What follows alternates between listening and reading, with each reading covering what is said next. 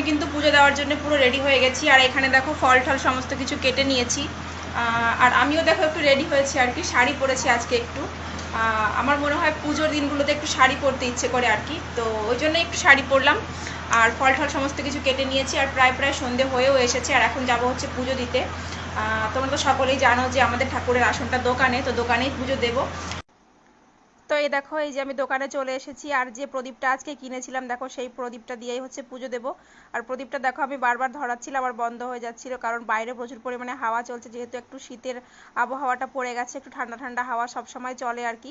তো দেখো এই যে সেই ছোট্ট প্রদীপটা দিয়ে আজকে পুজোটা শুরু করলাম আর কি। প্রদীপটা আমার এত পছন্দ হয়েছে কি বলবো তোমাদের। তো দেখো এখানে মোমবাতিও নিয়ে এসেছি, যেহেতু আমি জানি না, হয়তো মানে আর কি শুনেছি এগুলো যে মোমবাতিও জ্বালাতে হয় ধনতেরাসের পুজোতে। তো যাই হোক, আমিও দেখো যে চার কর্নারে 4টে মোমবাতি ধরিয়ে দিলাম, যেহেতু আমার ঠাকুরের আসনটা একদমই ছোট, তো মানে জায়গাই নেই বললে চলে একদম। তারপরেও একটু চার কোনায় মানে সেই ঠেসে ঠুসে রাখার মতন অবস্থা আর কি। তো এই যে দেখো আমার মানে আর কি আমি যেটুকু জানি, বা হয়তো আমি সমস্ত রকমের নিয়ম সবভাবে পালন করতে জানি না, তবে যেটুকুই করি আর কি মন থেকে করি। তো তারপরেও যদি নিয়ম কানুনে কোনো ভুল হয়ে থাকে, তোমরা আমাকে অবশ্যই কমেন্টে জানাতে পারো, তাহলে নেক্সট টাইম যখন আমি পুজো করব তখন হয়তো চেষ্টা করব সেইভাবে করার।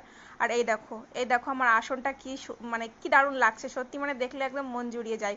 আর দেখো এই যে যেহেতু আমার আসনটা অনেকটা উঁচু, প্রসাদ রাখার মতন তেমন কোনো জায়গা নেই, ওই জন্য আমি নিচে একটু টুলটা পেতে ওইখানে হচ্ছে প্রসাদ রেখেছি।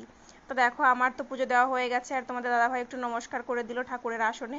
আর দেখো এই যে আমার বড় অতিথিরা চলে এসেছে প্রসাদ নেওয়ার জন্য। তো ওরা হচ্ছে ওই বাইরে একটা খাটিয়ে পাতানো ছিল, ওখানেই বসেছিল। তারপরে আমার পুজো দেওয়া কমপ্লিট হয়ে গেলে ওদের সবাইকে প্রসাদ দিয়ে দিলাম। কিছু কিছু সুখে এত খুশি থাকে মিশে